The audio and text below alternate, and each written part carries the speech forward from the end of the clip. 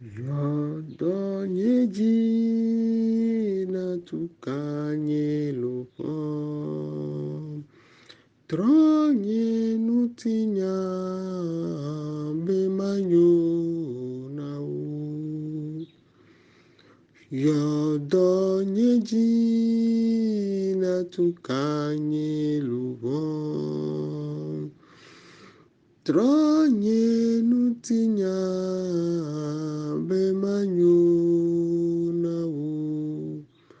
bemanyo na wo bemanyo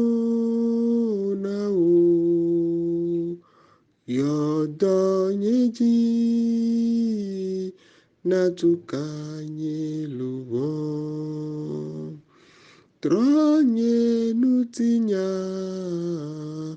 bemanyo na wo Yehowa unkolulu agbegbeawo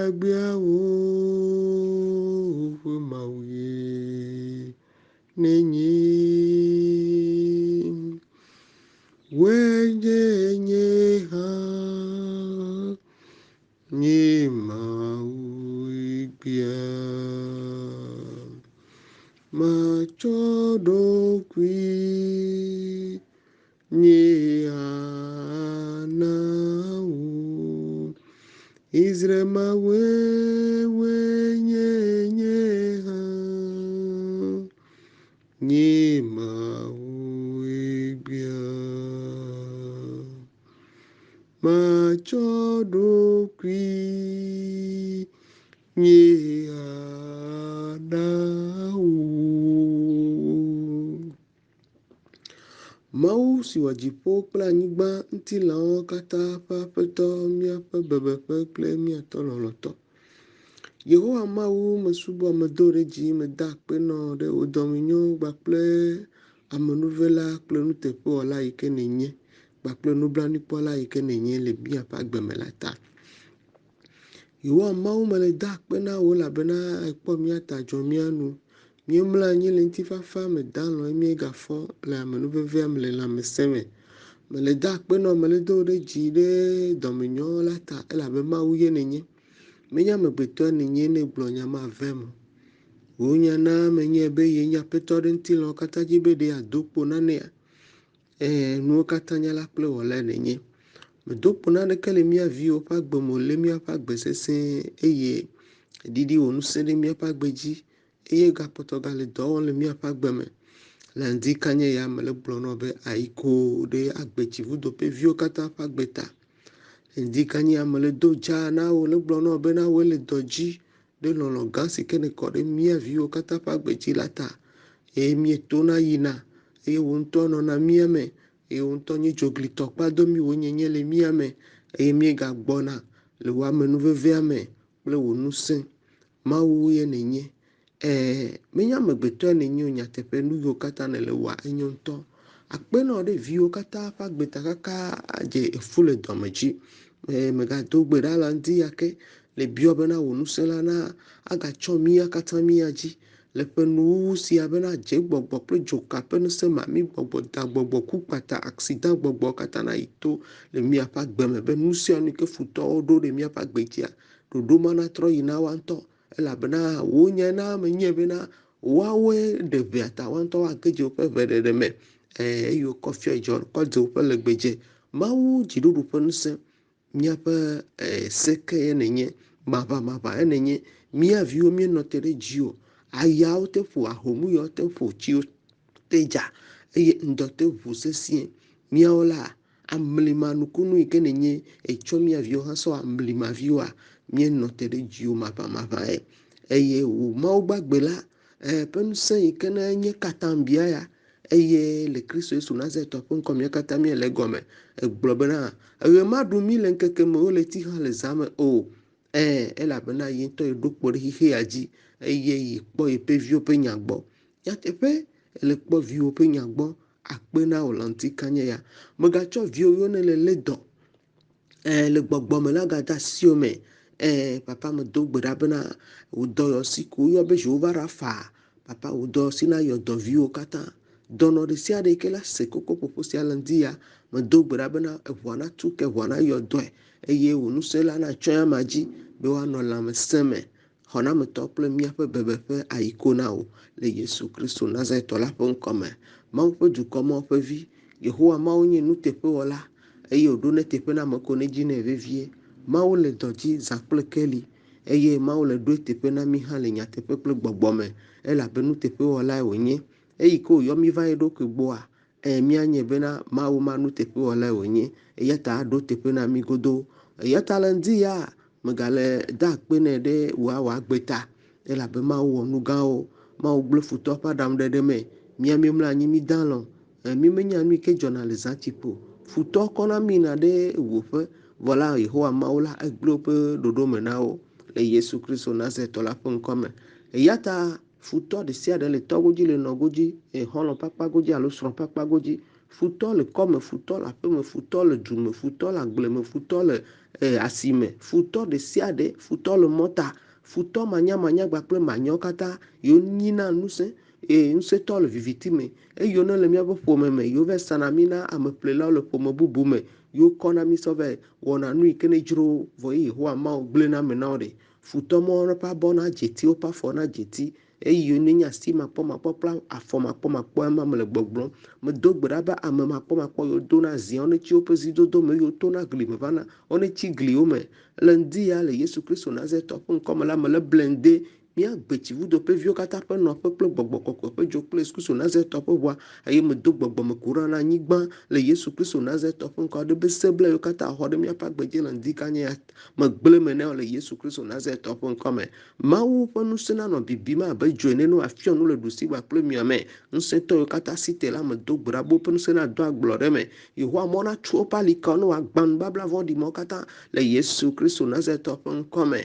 Mawu ye nye Mawu. Mawu ƒe dukɔ, Mawu ƒe vi, dziɖuɖu ƒe ŋusẽ ɖe gbɔ míele. Medo gbe ɖa be kɔkuti ɖe sia ɖe ke adzetɔ, dzokatɔ, seblatɔ, mbiatɔ, esie nye ƒome gbɔgbɔ alo ƒome fiƒode alo ƒome be kesinɔnu yi ke nenye fiƒode eye míexɔ tso míatɔ kple míanɔ gbɔa, medo gbe ɖa be kɔkutiwo naŋe le kɔ na mía katã, eku ƒe kɔkutiwo, srɔ̃maɖegba kple evimadzi be kɔkutiwo katã naŋe, adzetɔwo, dzokatɔ, nugbegblẽwɔtɔwo ƒe kɔkutiwo naŋe le kɔ na agbetsivudo ƒe viwo keke le Yesu Kristo Nazaretɔ la ƒe ŋkɔ me. Eye Yehowa Mawu na tsi míaƒe futɔ yiwo me eye ne wòatu nuwo ƒu anyi, ne wòagbã wo gudugudu le Yesu Kristo Nazaretɔ ƒe ŋkɔ me. Ye eƒe nuʋeʋã ƒe ŋusẽ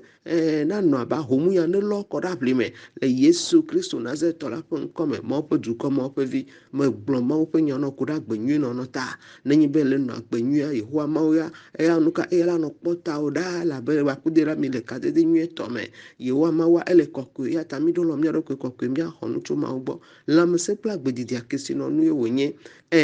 Srɔ̃ɖeɖe hã kpakple vinyuiwo ƒe dzidzi kesinɔnu wònye. Ame aɖewo ɖe srɔ̃ ƒe vɔlawo ƒe viwo meɖo ta na o nu ka ta elabena fiƒode le ƒomea me. Le ŋdi ya medo gbe ɖa metsɔ ʋua gbã fiƒode le ƒome ɖe sia ɖe me. Mawu ƒe dukɔ ɖe yi ke ne buna Mawu. Mawu be ne ame ɖe trɔ ɖe eŋuti hã yeatrɔ ɖe eŋuti, ne ame ɖe bui tsã yeabui. Eya ta le ŋdi ya medo gbe ɖa bena Yehowa Mawu ƒe amegbɔnɔnɔ ƒe ŋusẽ kple eƒe ʋuwɔwɔ la nagbã fiƒode ɖe sia ɖe le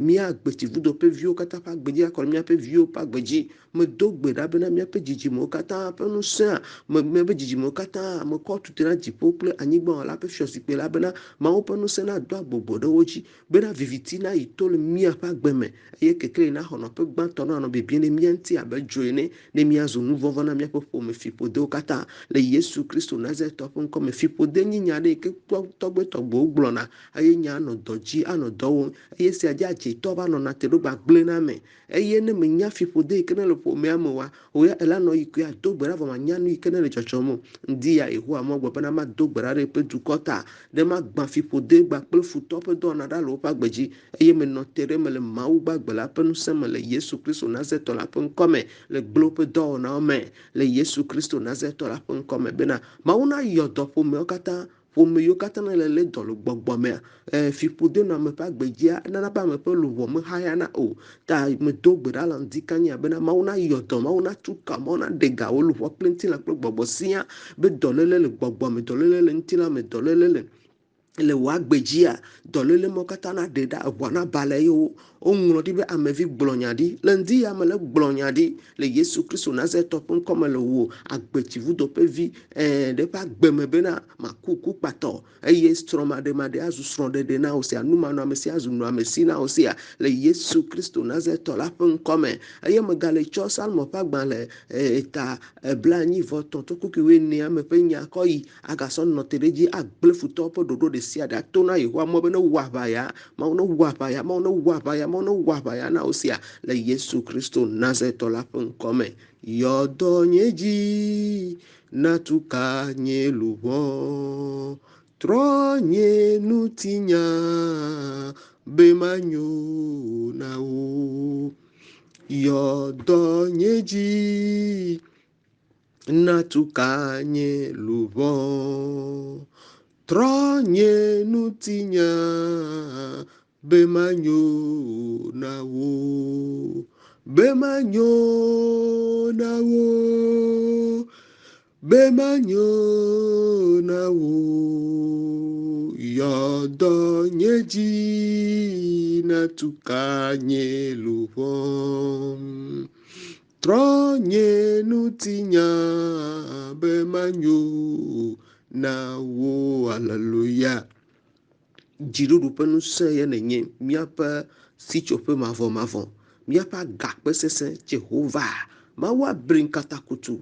ewo yi ke ne ɖo kpo ɖo xixia dzi ne wɔ nu katã ne wɔ ŋkeke gba kple zã wɔ yiyi gba kple azãgbewo katã mele gblɔ nɔ be ayiko Yehowa woe le dɔ dzi le viwo ƒe agbeme le ŋdi kanye ya megale ƒo koko na abe ale yi ke ne ɖoe anyi bena mado gbe aɖa ne yiƒe viwo ne le dɔ lelem le gbɔgbɔme aɖo akpɔ katutu kple gaɖeɖe to nya ƒe sese me elabena ye mewɔna dogo le eme o amlima nukunu ye nenye Mawu medo dza nɔ medo dza nɔ medo dza na o mele da akpe na o elabena elɔ mi ale gbegbe Yehowa Mawu yɔna dɔ ame ƒe dzi wotuna ka woɖena ga wonana be ame ƒe bablawo tuna wonana be seblɔ katã eyina to le ame ƒe agbeme nenye be eƒo nu ko la numɔmɔ zuna wɔwɔ Yehowa Mawu le ŋdi kanye ya mele ƒo koko nɔ ɖe viwo katã ƒe agbe ta bena nana be woƒe ŋutinya natrɔ maɖemaɖewo naɖe madzimadziwo nadze ame aɖewo le vevesese me fifia eku ɖe ka fiƒode ŋuti eku ɖe ka esprit de suivi ɖe kplɔ wo ɖo fifia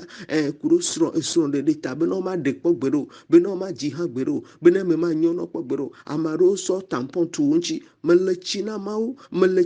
ƒe vi mawo keke mele le tsi na Mawu ƒe vi mawo keke medo gbe ɖa be wo Mawu ƒe amegbɔnɔnɔ ƒe hoowɔwɔ la na agble futɔ ƒe aɖaŋuɖeɖe me le viwo ƒe agbe dzi bena nusẽtɔ ɖe sia ɖe yi ke ne tu afɔ te le viwo ƒe agbe dzi bena eme manyɔ na wo oa ɖɔɖɔɖo nava tɔtrɔ kpata tɔtrɔ kpata tɔtrɔ kpata tɔtrɔ kpata tɔtrɔ kpata tɔtrɔ kpata nava wo Mawu ƒe vi ɖe ƒe agbe me le Kristo Yesu Nazaretɔ la ƒe ŋkɔme Mawu Yehowa nuwo katã wɔla gba kple nuwo katã nye la medo gbe ɖa le ŋdi kanye ya ɖe viwo ƒe agbe ta eye mekɔ tutenɔ ɖo fiazikpui la ƒe ŋkɔ eƒe nuwo ƒe ku kpata kple adzetɔwo akɔnta yiwo vɛ nana kpakple dzokatɔ sektitɔwo ƒe dɔwɔna vɔ̃ɖiwo katã zo na dze wo dzi le ŋdi kanye ya ne woyɔ agbetsivudo viwo ɖe ƒe ŋkɔ le afi ɖe afi ma nalé dzo na fiɔ aƒetɔ Yehowa no kase ɖe mía ŋuti papa tsɔ asi na ƒo tome nɔ ne nu ŋeŋe aɖu le woƒe nu abe aleke David gblɔ nɔ bena na te ɖe eƒe luʋɔ na xɔe le eƒe futɔ ta na ɖe ye eye na ƒo tome ne eƒe futɔ be nu ŋeŋe aɖu le woƒe nu mea papa nyama medo gbe ɖa be ne va míaƒe futɔ ƒe agbe me adzetɔ dzokatɔ ame vɔ̃ɖi ɖe sia ɖea papa ƒo tome nɔ nu ŋeŋe aɖu le woƒe nuwo me eye na te ɖe míaƒe luʋɔ na xɔ míaƒe futɔ ta na ɖe mí le Yesu Kristo Nazaretɔ ƒe ŋkɔ abe aleke David gblɔ ene Mawu gbagbe mɔ makumaku mɔ matrɔmatrɔ menye nye ƒe game natrɔ wonye ke nye kple amen edzi menɔ te ɖo le ŋdi ya ele ƒo koko nɔ ɖe viwo katã ƒe agbe ta bena natrɔ ƒe ŋutinya natrɔ ƒe ŋutinya natrɔ ƒe ŋutinya dɔnɔ ɖe sia ɖe yi ke la se koko ƒoƒo sia nakpɔ katutu kple gaɖeɖe me da akpe ɖe wo gbɔgbɔ kɔkɔe la ta elabena wo Mawu la nuwo katã nyala kple wɔla nenye mele da akpe nɔ gbe bena ebe viwo ne dogo ɖa le asaɖa vovovowo me adze ƒe asaɖa amewuwu gba kple alakpadada matre kple ahasiwɔ ƒe asaɖawo amekudodo le geɖe sa kple sasa nu yiwo mekpɔ alakpadada ame yiwo keke ne dzo le asaɖa vovovowo me va yi ɖe asaɖa godoa ebe yeawɔ leke na wo Yehowa mele da akpe na elabena ne wo nya to awɔ ne ƒe dɔ tsa le Yesu Kristo Nazareth ƒe ŋkɔme. Akpe na ɖe ale yike ne gaɖo kpe wo nya dzi bena yeawɔ leke na yeƒe dukɔwo. Yehowa mele da akpe na wo, mele do wo ɖe dzi elabena ewoe ɖena me le ba finyafinya me eye ne le na tsi na me ɖena wo gbegblẽwo le ame ŋuti eye ne kɔna me sɔ dana ɖe kɔkɔ ƒe dzrana ɖo na me keke dona wu yeyewo na me tsɔna tabla dzadze kpakple afɔkpa nyuie dona afɔ na me. Woe ɖena me ɖa le mɔ gɔglɔ dzi va dana ɖe mɔ dzɔdzɔe, mɔ tsakliwo dzi va dana ɖe mɔ zɔzrɔ̃ dzi. Yehowa mele da akpe na wo ŋdia eye megale do wo ɖe dzi bena gaɖe viwo ɖa le mɔ gɔglɔ ɖe sia ɖe dzi, egaɖe viwo ɖa le mɔ tsakliwo katã dzi. Ame vlo yiwo tina tite be wonyi ŋusẽtɔa woƒe ɖoɖo yiwo katã woɖoa papa wo gagblẽ me nɔ le ŋdia le Yesu Kristo Nazareth la ƒe ŋkɔme. Mɔ ƒe dukɔ mɔ ƒe vi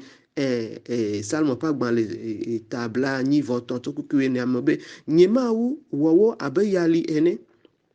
eye abe gbeƒuƒu le yanu ene. Haleluya. Ale si dzo bia vɛ eye dzoƒe aɖe tɔa dzo towoe la, nenema natsɔ wo ya ʋuduʋudu ati wo yome eye nado dzikatsoƒoe na wo kple wo ahomu. Haleluya. De ŋukpe mo na wo fũu ne woadi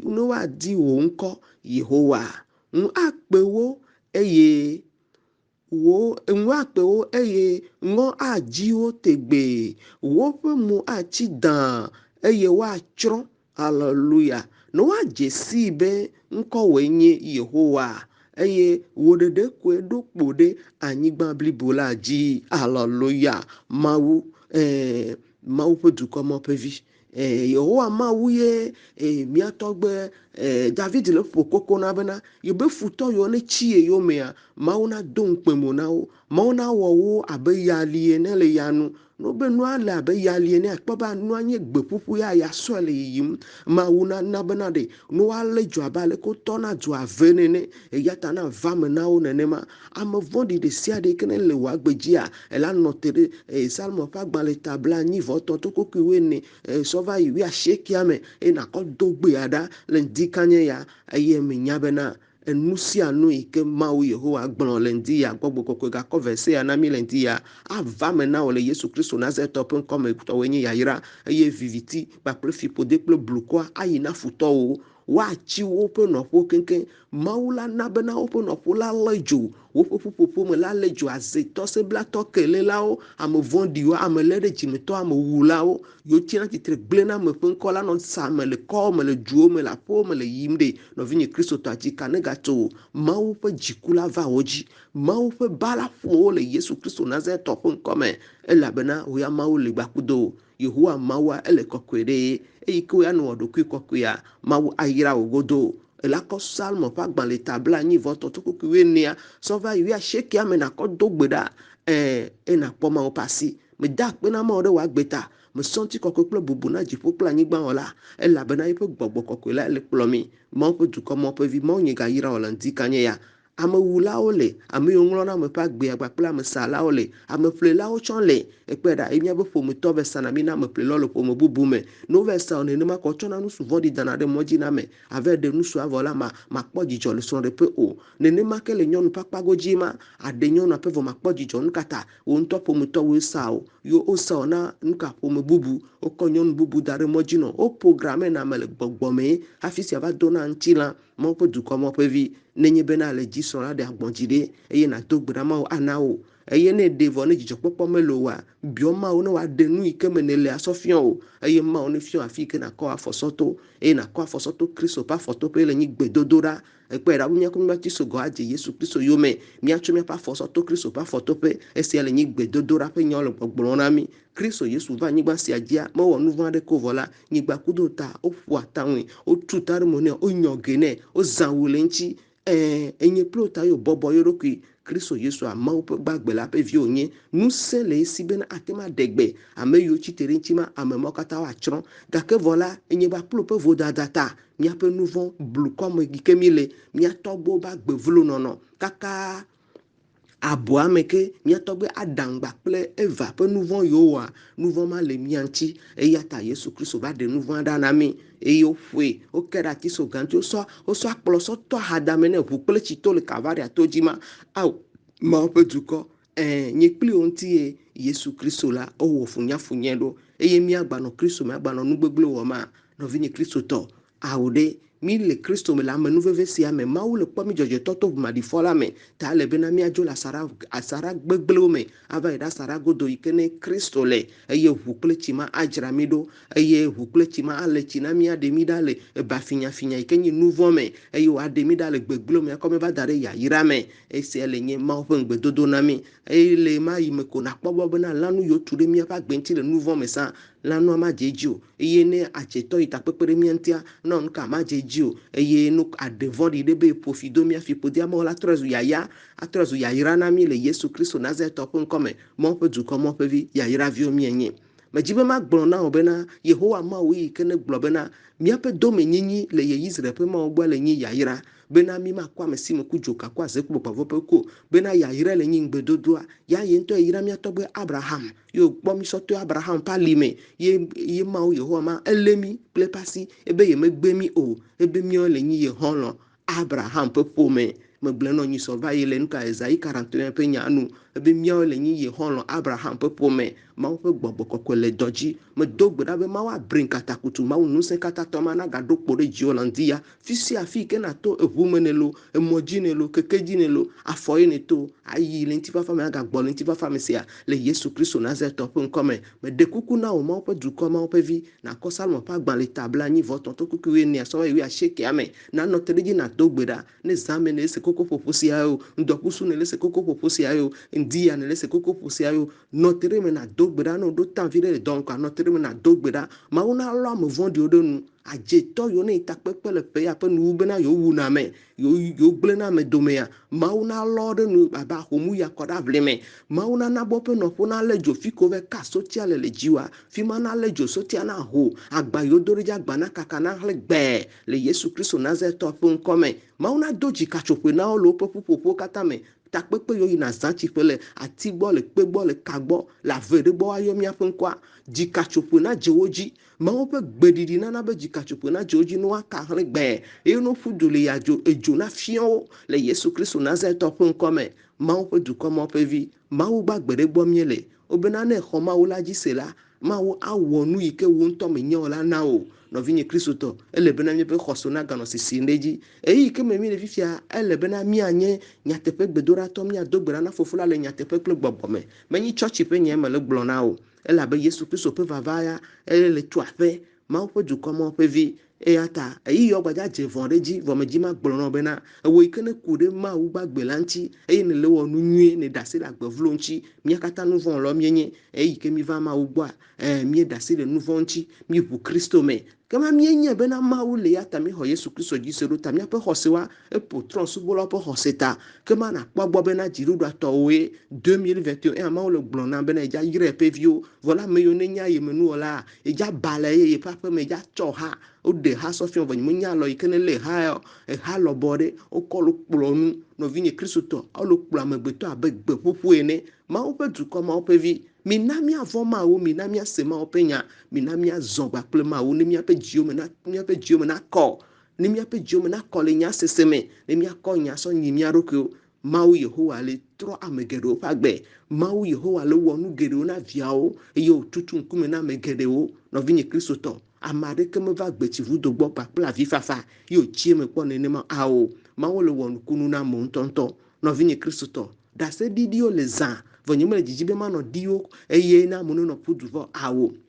edo ko be glona Yehowa Mawu le doji Mawu ye wonye ebe dena bubu ye pe nyanti so ye pe nko enya e mega fion le dikanye ya edola neme na kodogbeda bena to mela jidudu la na ganye to uke mi le zon le jidudu mele de jidudu me no vinye Kristo to mi so nye pati so gao eye mi je Yesu Kristo mi so Kristo mi je Yesu Kristo yo me mi cheme pa so to Kristo pa foto pe va ti so ga yo mi cho le nya pe ha yo ne le mi pa gbeji vo ele woju na mi opeda le Matthieu 11 verset 28 pe nyanu ati so ga le woju na mi ye mi pa ha o kata mi pata ha la mesia meji ame ɖekpe mele anyigba dzi bena ya yi mu ɖo problem ame sia ame ɖo problem keŋkeŋ amenuveve me míele ye le amenuvevea me la mi le wɔ mía ɖokui kɔkɔe ye nyi bena mi sɔ míaƒe afɔsɔ to Kristo ƒe afɔtoƒe le nyi gbedodoɖa mi da asi le agbevlo ŋutia Yesu Kristo mewɔ nu vɔ̃ aɖeke o eva nyi kpɔɖeŋu na mi ke mi xɔ edzi se mi ʋue me ko la mía hã míazɔ abe aleke Kristo zɔ le anyigba sia dzi ene vɔ míawo la magawu mi o ke boŋ míawo la agbe míanɔ labe Yesu Kristo la etsɔ yiƒe ʋua tsɔ sa vɔ ɖe mía ta eva ƒle mi to ʋumaɖifɔ la me eye wòɖe mi ɖa le blukɔ me va da ɖe kekeli me nɔvinye Kristotɔ megblɔ mɔwo ƒe nya ɖe na wò abase kaka vɔ nyateƒe ƒe nya wònye ne ekɔ ɖo ɖokuiwo dzi ye etsɔe sɔ ɖo dɔwɔwɔ mea akpɔ dziɖuɖu to me elabe mɔwo ƒe gbɔgbɔe gatsɔ nya sia na mi le ŋdi ya ta Mawu nye gayra wò ke ye ƒe asi sese gaɖu dzi na anyigba kudo sia le Yesu Kristo Nazaretɔ la ƒe ŋkɔ me amen amen amen shalom.